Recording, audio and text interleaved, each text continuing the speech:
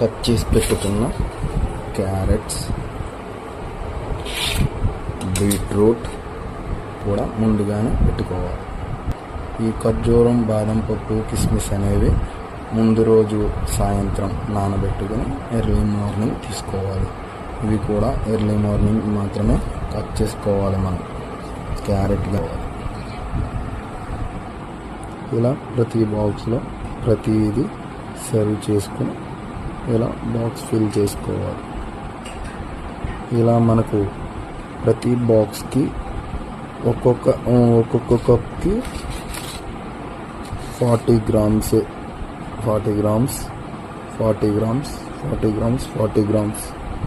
అలా ప్రతి కప్పులో 40 గ్రామ్స్ ఉంటుంది dry fruits, except dry fruits తప్ప. ఓకే, ఇలా ప్రతి దాంట్లో మనం సర్వ్ చేసుకుని మంచిగా ఇప్పుడు మూత పెట్టుకోవాలి. ఇది డైట్-12 స్ప్రౌట్స్ యొక్క early morning blog. Please do subscribe and share and support.